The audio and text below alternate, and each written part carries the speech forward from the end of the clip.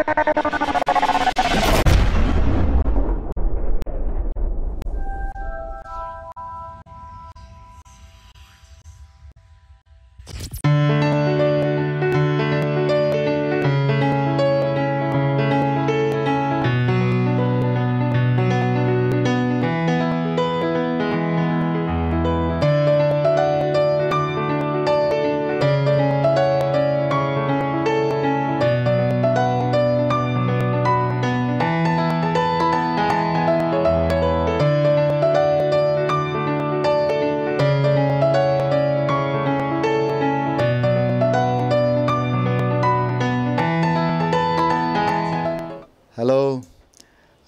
Net TV for you viewers அனைவருக்கும் நான் நடிகர் விக்னேஷ். உங்களெல்லாம் இந்த நெட் டிவி மூலிமா சந்திக்கிறதுல ரொம்ப சந்தோஷப்படுறேன், பெருமைப்படுறேன். நான் இப்போ வந்துட்டு ஒரு நடிகராக மட்டும் இல்லாமல் ஒரு பிஸ்னஸ்மேன், சினிமா படம் தயாரிப்பாளர் ஆக இந்த தொழிலெலாம் இப்போ பண்ணிகிட்ருக்கிறேன். ஏன்னா உங்களுக்கு நடிகராக மட்டும் தான் தெரியும். ஃபஸ்ட்டு வந்துட்டு நான் வந்துட்டு இப்போ இது வரைக்கும் தமிழ், மலையாளம், கன்னடம் இந்த மாதிரி ஒரு 40க்கு மேற்பட்ட படங்களை நடிச்சிருக்கிறேன். அப்புறம் தொழில் வந்துட்டு இப்போ க்ரீன் ட்ரெண்ட்ஸ் இது வந்து 2 பிரான்ச்சைஸ் எடுத்துருக்கிறேன். லேடிஸ் ஹாஸ்டல் வச்சுருக்கிறேன், கார் ஜுவல்ஸ் வச்சுருக்கிறேன், காருக்கான எக்ஸ்ட்ரா ஃபிட்டிங் அக்சசரிஸ், இது மாதிரி பிஸ்னஸ்லாம் பண்ணிகிட்ருக்கிறேன். இப்போ வந்துட்டு அவன் அவள் அப்படிங்கிற ஒரு திரைப்படத்தை நானே நடித்து தயாரிச்சிருக்கிறேன். அந்த படம் முடிஞ்சுது, அடுத்த மாதம் ரிலீஸ் ஆகுது. ஒரு வித்தியாசமான த்ரில்லர் கலந்த ஒரு ஃபேமிலி ட்ராமா இந்த உலகத்தில் நடந்துக்கிட்டு இருக்கிற விஷயம். ஃபஸ்ட்டு அந்த படத்தை பற்றி கொஞ்சம் ஃபீவர்ஸ் சொல்லிடுறேன், அப்புறம் என்னை பற்றி உங்களுக்கு நிறைய விஷயங்கள் சொல்ல போகிறேன். அந்த படம் வந்துட்டு என்ன சப்ஜெக்ட்னா, ஒரு ஆண் பெண், கணவன் மனைவி. இப்போ பார்த்திங்கன்னா மனைவி வந்துட்டு ஒரு நல்ல மனைவியாக அமைஞ்சிச்சுன்னா அது வீட்டுக்கும் சரி, நாட்டுக்கும் சரி, எல்லாத்துக்குமே நல்லது. ஒரு மனைவி வந்து பேராசக்காரியாக அமைஞ்சிட்டாருன்னா வச்சுக்கோங்க, வீட்டுக்கும் கெடுதல், ஊருக்கும் கெடுதல், நாட்டுக்கும் கெடுதல். எப்படின்னா, ஒரு கணவன் வந்துட்டு சம்பாதிக்கிற வருமானம் வந்துட்டு ஒரு பெண்ணுக்கு, குடும்ப தலைவிக்கு போதுமானதாக இருக்கணும். நமக்காக தான் நம்ம வாழணும். அதை விட்டு போட்டு பக்கத்து வீட்டுக்காரங்க பைக் வாங்குறாங்க, பக்கத்து வீட்டுக்காரங்க கார் வாங்குறாங்க, பக்கத்து வீட்டுக்காரங்க வீடு கட்டிட்டு ஏசி போடுறாங்க, அது போடுறாங்க. ஒரு ஆடம்பர வாழ்க்கை அவங்க வாழ்ந்துட்டுருக்காங்க, அவங்க வருமானத்துக்கு அந்த மாதிரி வாழ்ந்துட்டுருக்காங்க. தன் மனைவி வந்துட்டு தன் கணவனை வந்துட்டு ப்ரெஷர் கொடுக்கக்கூடாது. எனக்கு அப்படி வேணும், அப்படி சம்பாதிக்கணும், எனக்கு கார் வேணும், இது வேணும் அப்படின்னு. சந்தோஷங்கிறது காரு, ஏசிலேயோ ஆடம்பர வாழ்க்கையிலையோ சந்தோஷம் இல்லை. ஒரு குடிசையில் படுத்தா கூட சந்தோஷம் இருக்குது. அப்படிப்பட்ட சூழ்நிலை நம்ம வாழ்ந்து பழகிக்கணும். அல்டிமேட் இந்த உலகத்தில் நம்ம பிறந்திருக்கிறோம். எதுக்காக பிறந்திருக்கிறோம்? சந்தோஷமாக, ஹெல்த்தியாக இந்த லைஃப்பை என்ஜாய் ஃபுல் பண்ணுறதுக்காக வந்திருக்கிறோம். ஒரு எனர்ஜெட்டிக்கோடு வாழ வந்திருக்கிறோம். ஆனால் எனக்கு தெரிஞ்சு, என் நாலேஜுக்கு தெரிஞ்சு, இந்த உலகத்தில் யாருமே வந்துட்டு சந்தோஷமாக எனர்ஜெட்டிக்காக யாருமே வாழ்கிற மாதிரி தெரியல. எல்லாருமே வந்துட்டு ஒரு மிஷின் லைஃப் ஓடிக்கிட்டு இருக்கிறாங்க. மிஷின் அப்படி ஓடிட்டுருக்குறாங்க. எதுக்கு? உண்மையான சொல்லுவாங்க, நல்லா யோசிச்சு பாருங்கள். இந்த பூமியில் நம்ம பிறந்துட்டு சந்தோஷமாக இருக்கிறதுக்காக, ஜாலியாக இருக்கணும், நம்மளும் சந்தோஷமாக இருக்கணும், நம்மளை சுற்றி இருக்கிறவங்களையும் சந்தோஷப்படுத்தணும், ஜாலியாக என்ஜாய் பண்ணி இருக்கிற வரைக்கும் ஜாலியாக இருங்க, ஹெல்த்தியாக இருங்க. இதில் தான் முக்கியம். பணத்தை சம்பாதிச்சு என்ன பண்ண போகிறீங்க? அதை மையமாக வச்சு அந்த படத்தை தயாரிச்சிருக்கிறோம். ஏன்னா இந்த படத்தோட அவன் அவள் படத்தில் என்னுடைய மனைவியாக வர கதாநாயகி அளவுக்கு அதிகமாக புருஷனை சம்பாதிக்க சொல்கிறாப்புல, புருஷன் சம்பாதிக்க மாட்டேங்கிறான், அவன் நேர்மையாக இருக்கிறான். இதனால் வந்துட்டு தன் மனைவி வந்துட்டு தப்பான வழியில் போகிறான், தப்பான ஃப்ரெண்ட்ஷிப், தப்பான இதனால் வந்துட்டு எப்படி குடும்பம் கெட்டு போயிடுது. ஒரு கணவனோ மனைவியோ தப்பு பண்ணாங்கன்னா அந்த குடும்பம் கெட்டு போயிடுது. யார்? அவள் மட்டும் நான் தன் மனைவி வந்து தவறு செஞ்சால் அவளுக்கு மட்டும் பாதிக்க போகிறதில்ல, கணவனுக்கு பாதிப்பு, குழந்தைகளுக்கு பாதிப்பு, உற்றார் உறவினர்கள், சொந்த பக்கம் எல்லாத்துக்குமே பாதிக்குது, நாட்டுக்கும் பாதிப்பு. ஆகவே முடிஞ்ச அளவுக்கு நம்மலாம் வந்துட்டு பேராசை இல்லாமல் சந்தோஷமாக வாழ்கிறதுக்கு தப்பான வழிகளை நம்ம பணம் மட்டுமே சந்தோஷம் கிடையாது, கண்டிப்பாக பணம் சந்தோஷம் கிடையாது. அதுக்கான தப்பான வழிகளை சூஸ் பண்ணக்கூடாது. இது வந்துட்டு நான் இந்த படத்தில் ஒரு மைய கருத்தாக வச்சுருக்கிறேன். பட் என்னுடைய கருத்தும் அதுதான். இந்த உலகத்தில் நம்ம சந்தோஷமாக இருக்கிறதுக்காக வந்திருக்கிறோம், ஆரோக்கியமாக இருக்கணுங்க வந்திருக்கிறோம். அந்த டாபிக் வச்சு எடுத்துருக்கிறேன். இப்போ வந்துட்டு நான் இந்த படத்தை வந்துட்டு இது எனக்கு 2வது படம். ஆல்ரெடி ஆச்சாரியான ஒரு படம் தயாரிச்சிருக்கிறேன். அந்த படம் நல்லா போச்சு எனக்கு. இது வந்துட்டு 2வது படம். அவன் அவள்னு ஒரு படத்தை தயாரித்து அடுத்த மாதம் திரைக்கு வர்றதுக்காக ரெடியாக இருக்குது. இப்போ இருக்கிற காலகட்டம்னா இப்போ படம் பண்ணுறதை விட ரிலீஸ் பண்ணுறது ரொம்ப கஷ்டமான சூழ்நிலை. ஏன்னா இப்போ வந்துட்டு ரிலீஸ் பண்ணுறதுக்கு ஒரு பெரிய அமௌண்ட்டு வேணும். இப்போ வந்துட்டு அதுக்கு நான் ரிலீஸ் பண்ணுறதுக்கான ஒரு நல்ல ஒரு நிறுவனத்தை எதிர்பார்த்துட்ருக்கிறேன். அப்படின்னா நானே சொந்தமாக ரிலீஸ் பண்ணலான்ட்டு இருக்கிறேன். இந்த படம் மட்டும் இல்லாமல் இன்னும் வருங்காலத்தில் வருஷத்துக்கு 2 படங்கள் பண்ணணும் அப்படின்ட்டு ஒரு குறிக்கோளோடு இருக்கிறேன். நான் வந்துட்டு இந்த ஒரு தயாரிப்பாளர், ஒரு பிஸ்னஸ் மேனாக இவ்வளோ தூரத்துக்கு வந்ததுக்கு காரணம் என்னுடைய விடாமுயற்சி, உழைப்பு தான். நான் வந்துட்டு ஒரு சாதாரண ஒரு கிராமத்திலேருந்து வந்திருக்கிறேன். என்னுடைய சொந்த ஊர் வந்து ஈரோடு பக்கத்தில் மூலனூர். எங்கள் அப்பா வந்துட்டு அவர் சின்ன வயசாக இருக்கும்போதே அப்பா அம்மா வீட்டு போய்ட்டு ஹைதராபாத் போயிட்டார். அங்கே போயிட்டு எங்கள் ஏதோ பிஸ்னஸ் பண்ணியிருக்காரு. அப்புறம் மிலிட்ரியில் கொஞ்ச நாள் இருந்திருக்காரு.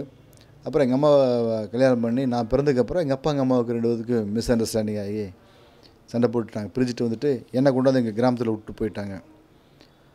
விட்டு போனவர் இதுக்கு வரைக்கும் வரவே இல்லை. பட் எங்கள் அப்பா அம்மா லைஃப்பில் எனக்கு எங்கள் அப்பா அம்மா என்னை விட்டு பிரிஞ்சு போகும்போது எங்கள் தாத்தா பாட்டிலாம் சொன்னாங்க. எங்கள் அப்பா வந்து சொன்னாராம்மா, எங்கள் அப்பா அம்மா பிரிஞ்சுட்டு வரும்போது லெட்டர் போட்டிருக்காரு. எங்கள் அப்பா லெட்டர் போட்டிருக்காரு. நானும் எங்கள் மனைவியும் பிரிஞ்சிட்டோம், என் பையனை நல்லா பார்த்துக்குங்க அப்படின்னு. ஏன் பிரிஞ்சிருக்கான் என்னதுன்னு மறுபடியும் லெட்டர் போட்டு கேட்டுறாங்க. அப்போ சொல்லிக்கிறாங்க, எங்கள் அப்பா எங்கள் அம்மாவும்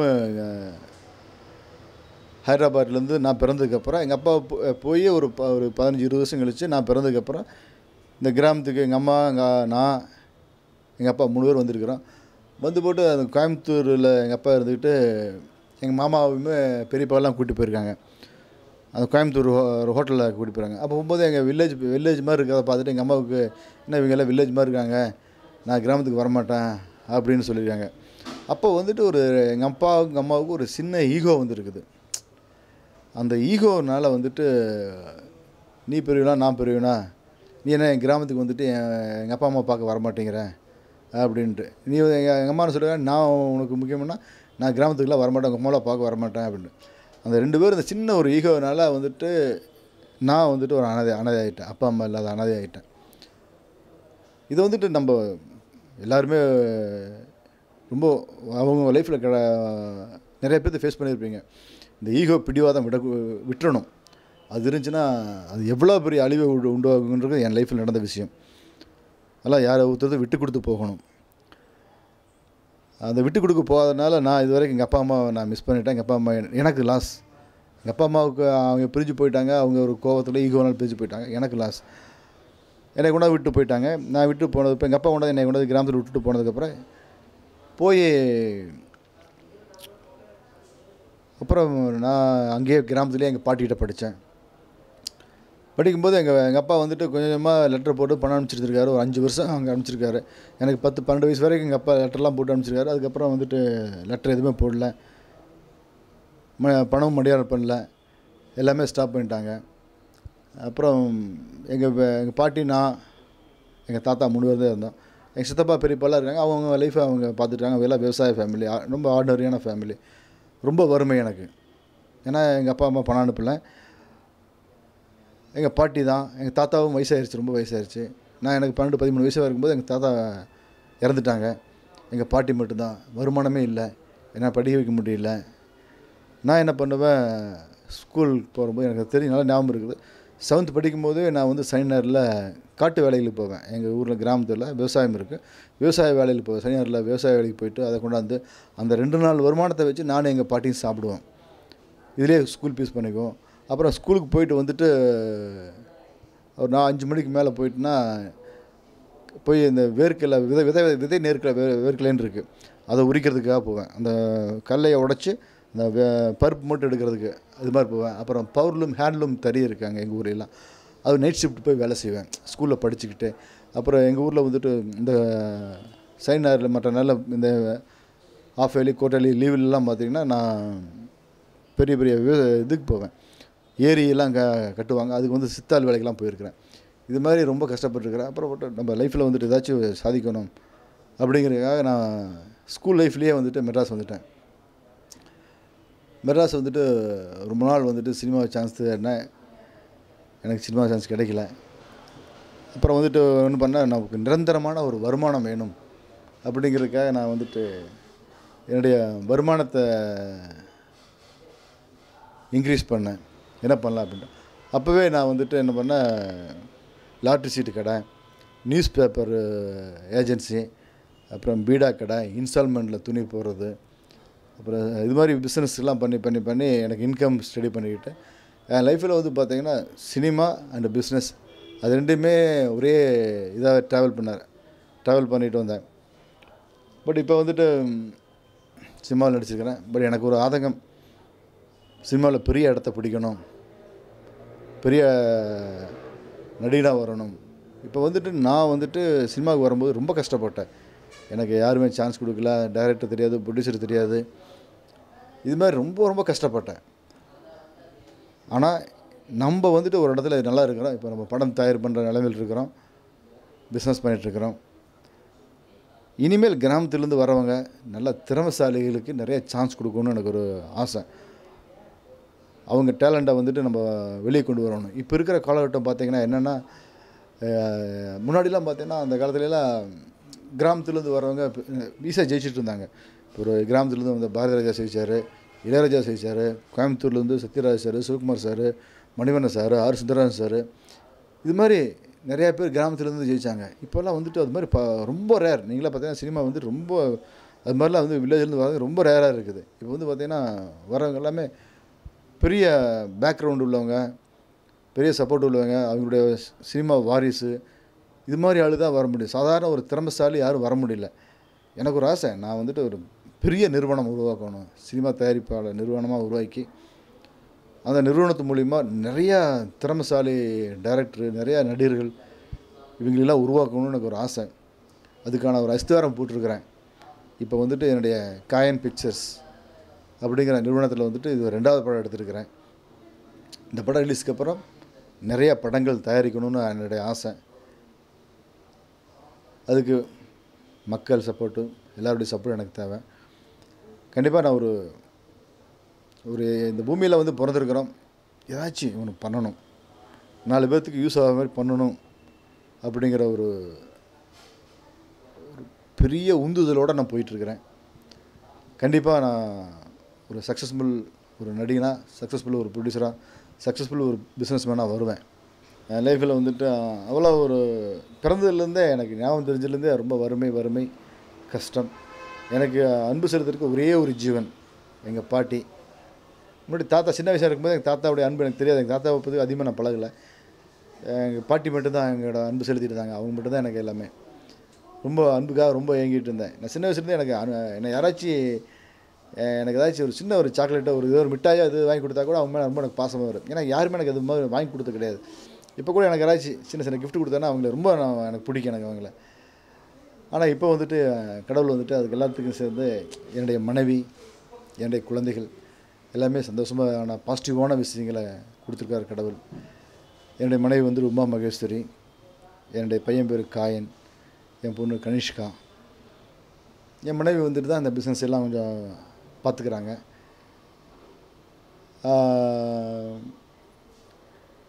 என்னுடைய பையன் வந்துட்டு ஏற்காடு மான்போர்ட்டில் படிச்சுட்ருக்கிறான். பொண்ணு வந்து குட்ஷப்பேட்டில் படிக்குது. பொண்ணு வந்துட்டு அண்டர் 13 இந்தியா ஃபுல்லாக வந்துட்டு டென்னிஸ் டோர்னமெண்ட்லாம் போயிட்டுருக்குது. நல்லா ஸ்போர்ட்ஸில் ஒரு டென்னிஸ் பிளேயராக கொண்டு வரணும் ஒரு சின்ன ஆசை. கடவுள் எப்படி வரும்னு பார்ப்போம். பசங்க நல்லா படிப்பாங்க, நல்லா ப்ரில்லியன்ட் ஸ்டூடெண்ட்ஸு. அதுக்கு சின்ன வயசில் நான் எவ்வளோ கஷ்டப்படணும், எவ்வளோ அன்பு கேட்கணும், எல்லாமே கடவுள் எனக்கு இப்போ கொடுத்துட்ருக்காரு. அது கடவுளுக்கு ரொம்ப தேங்க்ஸ் சொல்லிக்கிறேன். இப்போ எனக்கு வந்து பார்த்திங்கன்னா எனக்கு ஸ்போர்ட்ஸ் மேலே ரொம்ப இன்ட்ரெஸ்ட். சினிமா, பிஸ்னஸ் இது இல்லாமல் ஸ்போர்ட்ஸ் மேலே ரொம்ப இன்ட்ரெஸ்ட். நான் ஸ்கூலில் படிக்கும்போதே நான் அத்லெட்டிக் நான் வந்து டிஸ்ட்ரிக்ட் லெவலில் நிறையா ஸ்போர்ட்ஸ்லாம் போயிருக்கிறேன், நிறையா வின் பண்ணியிருக்கிறேன். அதுக்கு மேலே எனக்கு கோச் பண்ணுறதுக்கு மாஸ்டர் இல்லை, அது கிராமத்துலாம் அந்த இது இல்லை. என்னுடைய ஓன் இன்ட்ரெஸ்ட்டில் தான் நான் வந்து டிஸ்ட்ரிக்ட் லெவலாக தமிழ்நாடு லெவலில் போயிட்டு இருந்தேன். ஸ்கூலில் படிக்கும்போது ஸ்கூல் மூலியமாக போயிட்டுருப்பேன். அப்புறம் அதையவே நான் இப்போ வந்துட்டு நான் டெய்லியும் வந்துட்டு எனக்கு காலைல எழுந்திரிச்சு எனக்கு கிரவுண்டுக்கு போகணும், கிரவுண்டில் இருந்தால் தான் எனக்கு இதாக இருக்கும். அந்த ஒரு ஹேபிட்டை வச்சு தான் என் பொண்ணை ஒரு டென்னிஸ் பிளேயராக கொண்டு வரணும்னு பார்த்துட்ருக்கிறேன். அப்புறம் எனக்கு பர்டிகுலராக ரொம்ப ட்ராவல் பண்ண பிடிக்கும். புது மனிதர்கள், புது விதமான ஊர்கள், இயற்கையான மலைகள், ஆறு, இது மாதிரி நிறைய இடங்களை பார்க்க எனக்கு ரொம்ப ட்ராவலிங் பிடிக்கும். அப்புறம் புக்ஸ் ரீடிங் ரொம்ப பிடிக்கும் எனக்கு. புக்ஸ் ரீடிங்னால் நம்ம பெரிய நாவல் பெரிய இதெல்லாம் படிக்க மாட்டேன். எந்த கையில் என்ன புக்ஸ் என்ன கையில் கிடைச்சாலும் அதை படிப்பேன். அந்த ஒரு ஹேபிட் எனக்கு இருக்குது. மற்றது பார்த்திங்கன்னா எனக்கு கிராமங்கள் ரொம்ப பிடிக்கும். கிராமங்களில் வந்துட்டு சிட்டி நகரங்கள் நிறையா வெளிநாடுகள் போயிருக்கிறேன். ஆனால் அந்த வெளிநாடுகளில் பார்க்கறத விட எனக்கு கிராமங்கள் எனக்கு ரொம்ப பிடிக்கும். அந்த கிராமங்களுடைய கல்லங்கமுள்ள மனிதர்கள், இயற்கையான சூழ்நிலைகள் எனக்கு இன்னுமே வந்து பார்த்திங்கன்னா எனக்கு இந்த குற்றாலம், பொள்ளாச்சி சைடு, இந்த உடுமலைப்பேட்டை, ஆனைமலை, இதெல்லாம் இந்த ஹில்ஸ் பிளேஸ்லாம் போனால் எனக்கு ரொம்ப பிடிக்கும். எனக்கு ரொம்ப லைக் பண்ணுவேன். நான் காரில் வந்துட்டு தனியாகவே நான் ட்ராவல் பண்ணுவேன். இங்கே மெட்ராஸ்லேருந்து நான் தனியாகவே ட்ராவல் பண்ணிட்டு போயிட்டுருப்பேன். எவ்வளோ தூரம்லாம் நான் ட்ராவல் பண்ணுவேன். எனக்கு ரொம்ப பிடிக்கும். அது என்னுடைய பொழுதுபோக்கு. வந்து பார்த்திங்கன்னா எல்லாருமே வந்துட்டு பொருளாதார சூழ்நிலையில் வந்துட்டு எல்லாமே கிராமத்தை விட்டு போட்டு சிட்டிக்கு வர்றாங்க. சிட்டிக்கு வந்து பார்த்திங்கன்னா அவங்களுடைய எனக்கு தெரிஞ்சு நானும் கிராமத்துலேருந்து சிட்டிக்கு வந்தவன் தான். மெயின் வந்துட்டு சிட்டிக்கு வந்த உடனே பணம் கிடைக்கும், பொருள் கிடைக்கும், எல்லாமே கிடைக்கும். ஃபர்ஸ்ட் ஆஃப் ஆல் சந்தோஷம் கண்டிப்பாக கிடைக்காது, ஆரோக்கியம் கண்டிப்பாக கிடைக்காது. நீங்கள் வந்துட்டு அங்கே கிராமங்களில் வந்து ஒரு நேரம் சாப்பிட்டு வந்தாலே எந்த நோயுமே வராது. எனக்கு பார்த்திங்கன்னா அங்கே இருக்கிற இப்போ கிராமத்துக்கு போனால் அடிக்கடி அந்த பொங்கல் டைமில் நான் ஊருக்கு கிராமத்துக்கு போவேன். ஏதாச்சும் ஃபெஸ்டிவல், கோயில் ஃபங்க்ஷனாக போவேன். அங்கே இருக்கிற மக்கள் அவ்வளோ ஆரோக்கியமாக இருக்காங்க, திடகாத்தகரமாக இருக்காங்க. பட் இங்கே வந்து அவங்களுக்குலாம் பார்த்து சர்க்கரை நோய், சுகரு, ப்ரெஷர், இதை பற்றி நோயை பற்றி அவங்களுக்கு தெரிய மாட்டேங்குது. கிராமத்தில் இருக்கிறவங்களுக்கு இதை பற்றி நோயை பற்றி தெரிய மாட்டேங்குது. ஆனால் சிட்டியில் இருக்கிறவங்களுக்கு பார்த்திங்கன்னா 35க்கு அப்புறம் பார்த்தீங்கன்னா சுகருங்கிறாங்க, ப்ரெஷருங்கிறாங்க, அவ்வளோ ஒரு அழுத்தமாக இருக்காங்க. பார்த்திங்கன்னா சிட்டியில் இருக்கிறவங்க மனிதருடைய மூஞ்சிலே சிரிப்பே இல்லை, சந்தோஷமே இல்லை. அவங்க என்னமோ பார்த்திங்கன்னா நீங்கள் பாருங்கள், நல்லா உட்காந்து இந்த டிவி பார்த்துருக்குறீங்களா, நீங்கள் நல்லா வாட்ச் பண்ணி பாருங்கள். காலையில் எந்திரிச்சு உடனே நீங்கள் காரில் போகிறவங்க, பைக்கில் போகிறவங்க, இவங்களெல்லாம் பாருங்கள், ஏதோ ஒரு இன்க்ளூட் மை செல்ஃப் ஆல்சோ ஒரு அனிமல் மாதிரி தான் போயிட்டுருப்பாங்க. ஒருத்தர் வந்து பார்த்தீங்கன்னா திடீர்னு ஒருத்தர் ரோடை கிராஸ் பண்ணி எதாவது வந்துட்டான் வச்சுங்க, அவன் யார் எதுக்காக வந்து இப்படி தான் அவனை கண்ணாமலே திட்டுவான். அவன் வந்து அது ஒரு வண்டி கார் வருது அப்படின்ட்டு ஒருத்தர் யாருமே நிற்க மாட்டாங்க. அவன் போக தான் பார்ப்பான், அவன் வந்து வரதான் பார்ப்பான். பார்த்த உடனே ஒரு இடிச்சிட்டா காலை முடிச்சிட்டு வச்சுங்க, ஒரு சாரி சொல்ல மாட்டாங்க, ஒரு சிரிப்பு இருக்காது, ஏதோ பந்திரிச்சிட்ட மாதிரியே போயிட்டுருப்பாங்க. மூஞ்சிலாம் இறுக்கமாக வச்சுட்டே தான் போயிட்டுருப்பாங்க. ஏன்னா அவங்க எல்லாருமே கமிட்மெண்ட் அப்படி ஓடிட்டுருக்காங்க. எனக்கு வந்துட்டு கண்டிப்பாக சொல்கிறேன், நான் நல்லா சம்பாரிச்சிட்டு நல்லா ஓரளவுக்கு இதாக இருந்துட்டு பசங்களெலாம் செட்டில் பண்ணிட்டு நான் போய் கிராமத்தில் போய் செட்டில் ஆகிறது எனக்கு ரொம்ப ரொம்ப பிடிக்கும். இப்போ வந்து பார்த்திங்கன்னா இப்போவே நான் வந்துட்டு கிராமங்களில் வந்துட்டு விவசாய நிலங்கள் வாங்கி போட்டிருக்கிறேன். விவசாயம் பண்ணணும் ரொம்ப ஆசை எனக்கு. நல்லா விவசாயம் பண்ணி பெரிய லெவலில் வரணும் அப்படின்ட்டு. இப்போ போனால் எங்கள் கிராமத்தில் இப்போ பண்ணிகிட்ருக்கிறேன். இப்போ என்னுடைய இடத்துல வந்துட்டு தென்னம்பிள்ளையெல்லாம் வச்சு பண்ணிகிட்ருக்கிறேன், முருங்கை மரமெல்லாம் வச்சு பண்ணிட்டுருக்கிறேன். எங்கள் அந்த ஊரில் ஈரோடு பக்கத்தில் மூலனூரில் அது மாதிரி தான் வரும். இன்னும் இடங்கள் இருக்குது, அதில் வந்துட்டு விவசாயம் பண்ணணும்னு என்னுடைய பிளான். இங்கே சிட்டியில் வந்துட்டு எவ்வளோ தூரம் இருக்க முடியுமோ இருந்து போட்டு கிராமத்தில் போய் நல்லா விவசாயம் பண்ணி நான் வந்துட்டு ஒரு முன்னுதாரணமாக இருக்கணும். எனக்கு விவசாயம்னு சொன்ன உடனே ஒரு மனசுக்குள்ள ரொம்ப டிஸ்டர்பான விஷயம் என்னென்னா, நான் ஈரோடு பக்கத்தில் அரச்சலூருங்கிற ஊருக்கு போயிருந்தேன். அங்கே போய் என்னுடைய நிறைய பேர், ஒரு நண்பர் இருந்தார், அவர் மூலிமா நிறைய நண்பர்கள் எனக்கு அறிமுகமானாங்க. அவங்களோட நாங்களாம் ஒரு ஈவினிங்கில் ஒரு டின்னரில் மீட் பண்ணோம். மீட் பண்ணுறப்போ பார்த்திங்கன்னா அவங்க எல்லாருமே வந்துட்டு பைக்கு எல்லாம் எல்லாம் வாட்டர் சட்டமாக இருக்காங்க, எல்லாம் வந்தாங்க. வந்த உடனே அவங்களுக்கெல்லாம் பார்த்திங்கன்னா எப்படியுமே ஒரு 40, 45 இது மாதிரி நான் வயசுள்ள ஆட்கள் பார்த்தா நல்லா கட்டுள்ள மாதிரி நல்லா ஜம்முன்னு இருந்தாங்க. பார்த்தீங்கன்னா அவன் சொல்லிவிட்டு எல்லாம் அறிமுகப்படுத்தி விட்டாங்க. அறிமுகப்படுத்திட்டு டின்னருக்கு முன்னாடி, சார் அவங்க எத்தனை குழந்தைங்க சார், அவங்க என்ன பண்ணுறீங்க, இது பண்ணுறீங்கன்னா விவசாயம் பண்ணுறேன், எத்தனை குழந்தைங்க அப்படின்னா, அவங்களாம் ஒரு ஷாக்கான நியூஸ் சொன்னாங்க. எங்களுக்கு இன்னும் கல்யாணமே ஆகலை அப்படின்னாங்க. என்ன சார் சொல்கிறீங்க? அவர் மட்டும் இல்லை, எல்லாருமே ஒரு 4-5 பேர் கல்யாணம் ஆகலை அப்படின்னாங்க. நாங்கள் மட்டும் இல்லைங்க, இங்கே நிறைய பேர் கல்யாணம் ஆகலைங்க அப்படின்னா. ஏன் கல்யாணம் ஆகலை அப்படின்னா, நாங்கள் எல்லாருமே விவசாயிகள், விவசாயிகளுக்கு எங்கள் ஜாதியில் சொந்தத்தில் யாரும் பொண்ணு கொடுக்க மாட்டேங்கிறாங்க. என்ன சார் சொல்கிறீங்க எப்படி சொல்கிறீங்கன்னா, ஆமாங்க ஐயா, இப்போ வந்துட்டு விவசாயி வந்துட்டு எனக்கு 10 ஏக்கர் இருக்குது, 20 ஏக்கர் இருக்குது, 50 ஏக்கர் இருந்தாலுமே விவசாயம் பண்ணால் பொண்ணு கொடுக்க மாட்டாங்க. ஏன்னா தான் பொண்ணை வந்துட்டு அவங்க எப்படி இருந்தாலும் படிக்க வைக்கிறாங்க. தான் பொண்ணு வந்து காட்டில் வந்து வேலை செய்கிறதுக்கு அவங்க விரும்புறதில்ல. ஒரு காசாக இருந்தாலும் கவர்மெண்ட் காசாக இருக்கணும், இப்போ டவுனில் போய் படிக்கணும், இப்போ சிட்டியில் இருக்கணும், பொண்ணு வந்துட்டு காட்டுக்கு போய் வேலை செய்யாமல் ஃபேன் கடையில் இருக்கணும் அப்படின்னு எல்லா பெற்றோரும் விரும்புகிறாங்க. அதனால் வந்துட்டு ரொம்ப ரேரான மாமன் பொண்ணு, அத்தை பொண்ணு, இது சொத்து இருக்குது அப்படின்னா அவங்களையே விரும்பி கல்யாணம் பண்ணால் தான். அப்படி இல்லைன்னா அவங்க யாருக்குமே கல்யாணம் ஆகலை. இது ரொம்ப வெட்கக்கேடான விஷயம், ரொம்ப வருத்தமான விஷயம். நான் ரொம்ப ஃபீல் பண்ணேன். என்னடா அது, ஒரு விவசாயிக்கு வந்து பொண்ணு கொடுக்க மாட்டேங்கிறாங்க, இது பண்ணுறாங்க. எல்லாருமே கம்ப்யூட்ரு இது மாதிரிலாம் போயிட்டு இருந்தாங்கன்னா, சாஃப்ட்வேர்னு போயிட்டு இருந்தாங்கன்னா, அப்புறம் எப்படி தான் நம்ம சாப்பிட்றது? இதுக்காகவே நான் கிராமத்தில் போய் பெரிய லெவலில் விவசாயம் பண்ணி ஒரு விவசாய புரட்சியை பண்ணணும்னு எனக்கு ஆசையாக இருக்குது. கண்டிப்பாக நான் பண்ணுவேன். நெட் டிவி ஃபார் யூ நேயர்கள் அனைவருக்கும், இப்போ நான் சொன்னது எல்லாமே வந்துட்டு என்னுடைய அறிவுக்கு எனக்கு தோணுது, எனக்கு தெரிஞ்ச விஷயங்களை நான் உங்கள்கிட்ட ஷேர் பண்ணிக்கிட்டேன். நல்ல விஷயமா இருந்தால் அதை எடுத்துக்கோங்க, கெட்ட விஷயமாக இருந்தால் தூக்கி போட்டுருங்க. சரியா? உங்களை மறுபடியும் சொல்லிக்கிறேன், net TV for you meet பண்ணல ரொம்ப சந்தோஷப்படுறேன், பெருமை பெறுவேன். தேங்க்யூ.